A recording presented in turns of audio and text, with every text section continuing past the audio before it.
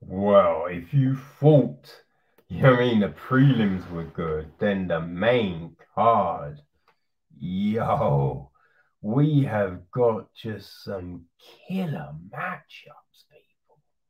Some really fun matchups. Some of these fights could be headliners of fight cards, fight nights. You know what I mean? Like Stephen Thompson, Belal Muhammad. Definitely.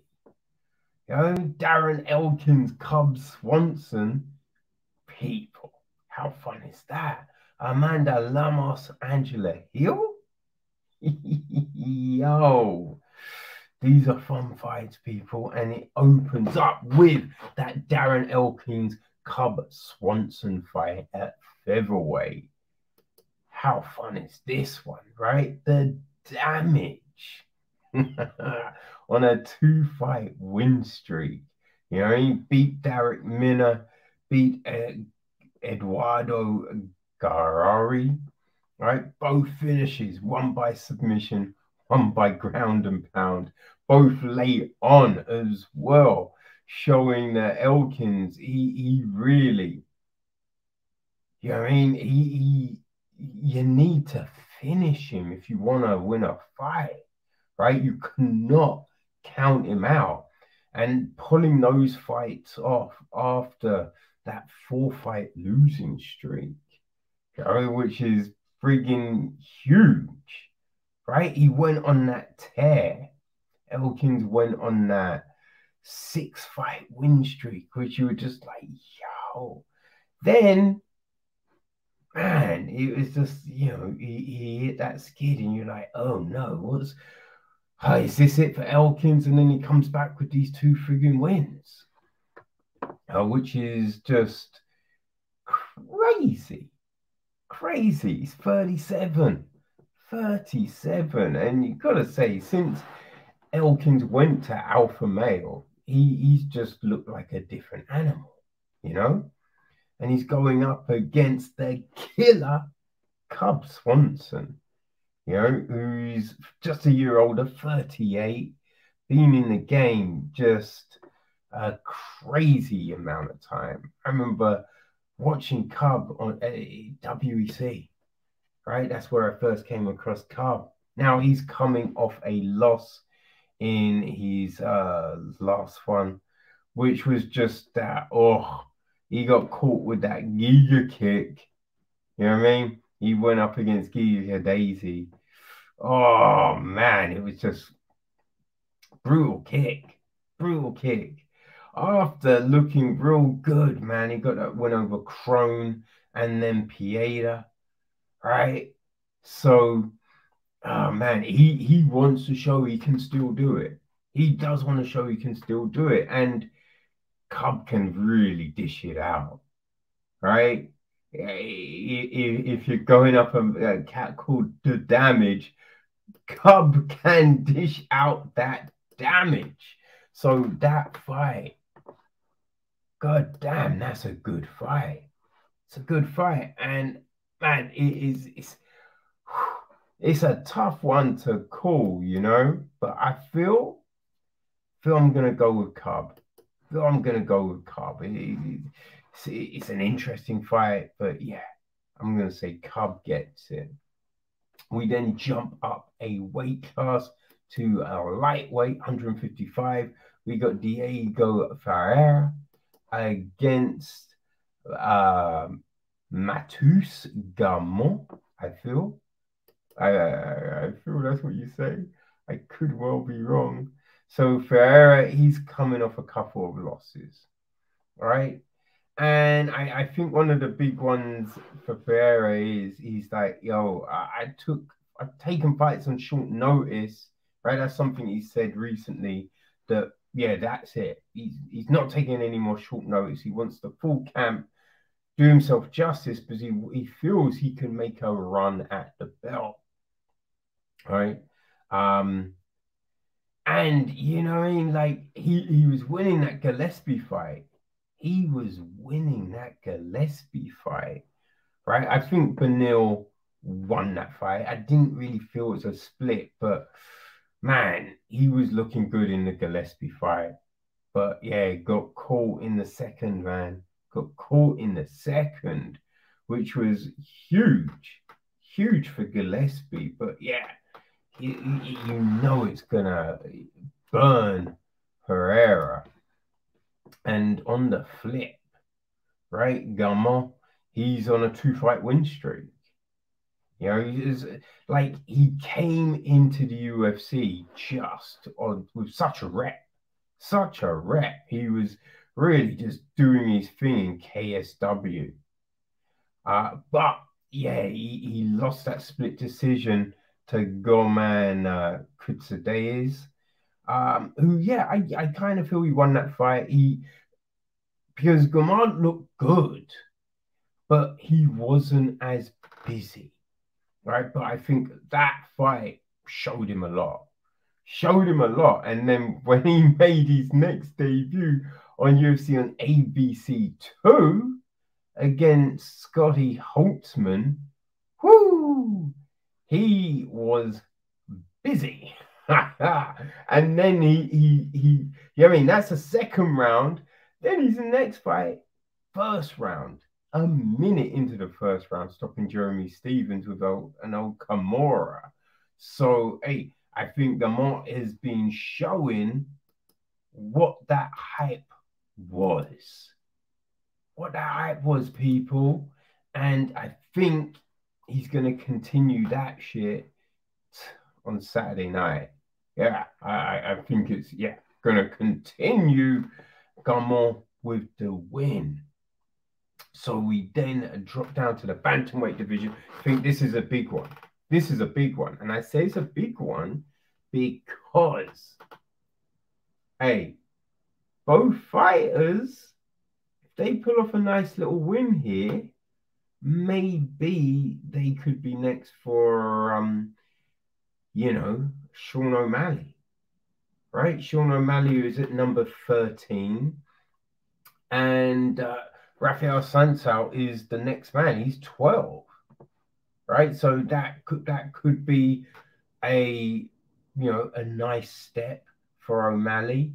Now, I think right, O'Malley could fight higher, but the way things work and everything like that, as I said, look, if Assunção was to stop Simone, I would not be surprised if he didn't grab that microphone and call for Sean O'Malley, because he knows.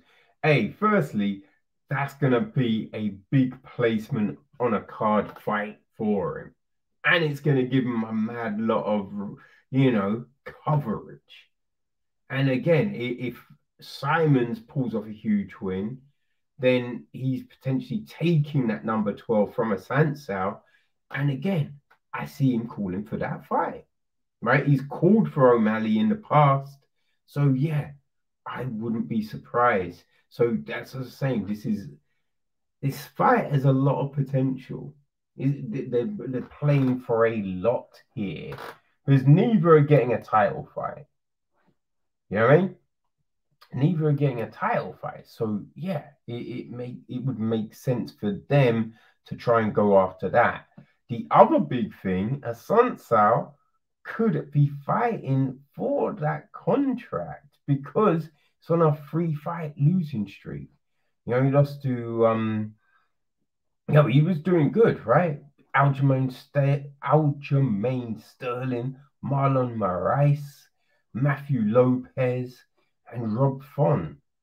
Great names there. Great friggin' names. Lost a rematch to Moraes, and then lost to Corey Sandhagen. Then Cody Garbrandt, right? Two of those were stoppages. 1 sub, 1 knockout, right? Which are all high-class opponents, but you don't want to lose 4 in a row. Don't want to lose 4 in a row, especially when you're 39, right? And I say especially when you're 39 because, look, you're definitely coming towards the end of your career, right? and your ability to make a title, all of those things are getting diminished. So it would make more sense if you lose 4 to get cut and free up that space for a younger cat, hungry. You know what I mean? So there is that. And Simone, right? He's on a 3-fight win streak. So he's real just jazzed. He's real jazzed. You know what I mean? Beat Ray Borg. He beat or Guerrero Perello and Brian Kelleher. Looked really good against Kelleher. They both have Rob Font as a opponent. Sansa won, Simone lost. But man, the way Rob Font has developed, come on. You know what I mean? But yeah, I think Simone is just on that streak. He's been fighting, doing submission grappling, submission underground, helping his brother, competed last week, right? So yeah, there's a lot of that. They were tag team partners. I mean, Simone, he's coming in on a vibe, right? He's coming in on a vibe, and as I said, right, you've got a Sansa who is 39, right? He's 39. Simone, hey, he's 29. So I think that's the big difference right there. That's the big difference. And I feel it's the confidence, it's that speed. This, we've seen Simone fight. He's like a fucking energizer. He's no Marab, but he will keep on going. Might be the mullet. Might be that power of the mullet. So yeah, I'm taking Simone to get the win here. So we then have our last ladies fight on the card, and this time we are in the straw. Yeah. Oh man, I don't even know. I was like, oh, is this strawweight? Is that what you call it? Oh, I doubt. Why do I doubt myself, man? It's a strawweight fight. It's the featured fight on the night. Amanda Limos against Angela Overkill Hill. And yeah, Lemos 10-1-1, right, on our 4-fight win streak. You know what I mean? Just, hey, she lost her debut to Leslie Smith, right? That was 2017. But ever since then, right, that was her first loss, and she was like, nah, don't like it, right? Don't like it. So fuck that. Ain't losing again. And so yeah, she's just been on a tear. Beat Miranda Granger, Mizuki Inoue, which I mean, that was a tough one. I think I had Inoue to win that one, but then she came back. Liviana Souza won that one, and Montserrat Ruiz. Out of those 4 wins, 3 of them stoppages. 3 of them stoppages, knockouts. Well, no, one sub, 2 knockouts. Impressive as fuck. Impressive as fuck. And she likes to get things done early. Those 3 finishes, all in the first round. All in the first round, right? So we last saw her in July. Right now, Angela Overkill Hill. You know what I mean? So yeah, she's 13-10. So definitely more fights. More experience. She fought on The Ultimate Fighter, all of that, right? Was part of that first string of strawweights coming into the game. Left the UFC, got cut, went to Invicta, became the champ, came back to the UFC, and yeah, she boom, last year she really was like, you know what? Put me in, coach, and had some good fights. Had some good fights. Won two, lost two. Right? Though I feel the Gedalia fight, she won that fight. I think she won. That was a tough one. That was a tough one. But I think and she said it. The more she's in there, the more comfortable she is. But then we have seen her be a little flat at times. Like I think one of the things, although I feel she beat Gedalia, I think one of the big problems was the takedowns. You know what I mean? And we've seen her struggle at times. And Walderstone took her down. Is able to hold her down. And there's times when we've seen he'll be able to get up and look really good, and then there's times when she gets taken and she's just looks like she doesn't know what to do. So it's that. And I think there's other times in fights where she can't, for whatever reason, pick up that next gear, you know? And I think they're the things that have held her down. But when we've seen her look good, oh man, we've seen her look good. Hannah Cypher, she looked great. Lorna looked boomy. She looked sensational, you know? So and you kind of feel she beat Yan Janon, right? But yeah, it's just those inconsistencies at times, right? You still kind of feel that he'll doesn't always put it all together.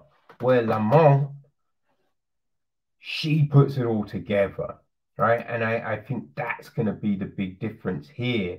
Like Lamont, man, I was saying her name right, right? I was saying that name right. But she's very complete. She's very complete, and she's not gonna give you that moment of rest. And I think that's the thing here. I think, I think we're gonna see her with the victory. It's gonna be a fun one, though. Gonna be a fun fight. Then our co-main event. Stephen Wonderboy Thompson against Belal. Remember the name, Muhammad. I do hate the nickname. I think the bully is the better one, but But yeah, that's our welterweight co-main event, and Stephen Wonderboy Thompson. He's 38, right? So that he understands. I need to get on track, do my thing, because I'm coming to the end. Now, he looks great, right? He shows good movement. He doesn't look like he is slowing down, but, right? Gilbert Burns was able to shut him down. And I think one of the big things in that fight, he said that, Weidman's been injured. He wasn't able to get those wrestling rounds, which I kind of feel, yeah, that's kind of fair. Though I do feel like you've trained with Weidman a lot, so surely you should know. You should still know. But I with this camp, he's been training with Weidman, so you would assume the takedown defense is going to be a lot better. And Muhammad, right, who is 33, so 5 years younger, and just less wear, right? He's what, 19-3 and 1 no contest, where Wonderboy is 16-5 and 1, right? But I think the big thing with Wonderboy, you then have to add on the kickboxing, right? So all of that. the karate and all of that kind of business. You know what I mean? So he's more wear and tear. But I think one of the big things with this, right, Muhammad, he's on a 5-fight win streak. You know, looked really good against Damian Maia in his last fight. But I would say one thing to look at with this was the fact that Leon Edwards, I know that fight ended in a no contest with the eye poke, but Edwards was able to control him with the range. So able to control him with the range. Now, who does range just so well? It's Wonder Boy, man. It's Wonder Boy. You know, and obviously it was just one round. So who knows what would have happened if you had been able to have got inside in the next four. But going from that, I just feel the way Wonder Boy can utilize that range, utilize those kicks, because yeah, Edwards doesn't have the kicks that Wonder Boy does. So throw in those kicks, the movement. I think Wonder Boy, he starts his last hurrah, right? His final push for a title. I think we're going to see that Saturday night. And then our main event, our last of the heavyweight clashes, Derrick Lewis against Chris Daukaus, man. And when you look at this fight, right, Derrick Lewis, he's been on that tear, right? Blaga Inovov, Ilya Latifi, Alexei Olenek, Curtis Blades, killing it. Got himself a title shot. Well, it was an interim title. But then he just looked atrocious against Cyril Gane. And I'll say atrocious because even Derrick Lewis feels he looked atrocious. You know what I mean? So I think anyone looking at this fight would probably say it's Chris Daukaus all the way, right? Although Daukaus, he's 12-3. He's 12-3.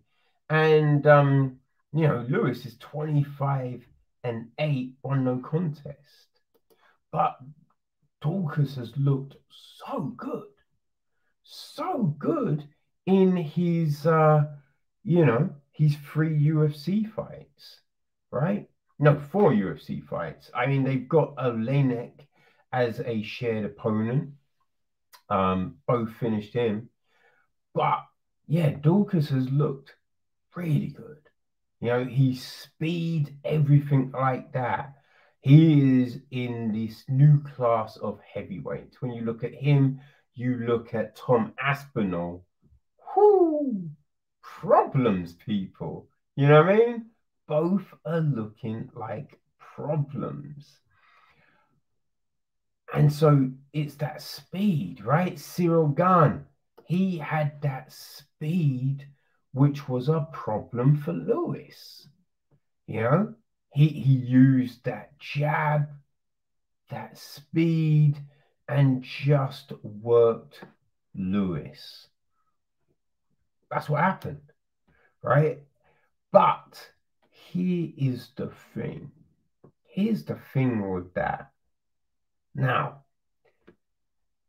the one big thing about Aspinall and Daukaus that I think we've seen, their guards sometimes can be a little lax, right? I mean, sometimes they're so confident in that speed, in that power, that the fundamentals, they can slip just a little, right? Not a lot, just a little. They can be a little reckless coming in, and they do get caught. They do get caught. And I feel that's the big thing. That's the takeaway. That is our wild card. Because as I said, on paper, Daukaus takes the fight, right? It's his biggest, for sure, it's his biggest challenge right now. But on paper, he takes the fight. But what the fuck did Lewis do against Curtis Blade? He timed that takedown. He timed that shot and landed that just bone crunching uppercut. It's timing, people, because Lewis, he's a big motherfucker, but we've seen his conditioning greatly improved, and he's doing jump kicks, head kicks, and flying knees. Like his cardio, he has worked on that cardio, you know? And that was the big thing. When he first came in, he's like, I don't care about the title.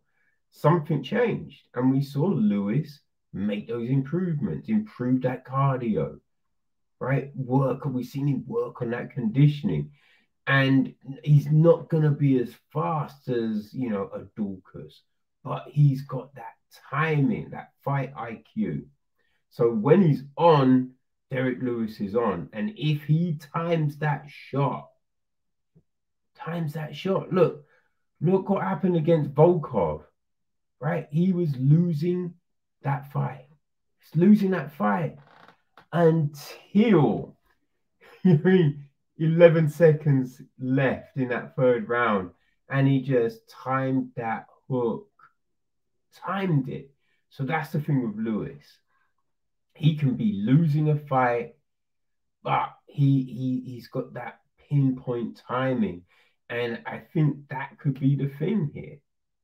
That very well could be the thing.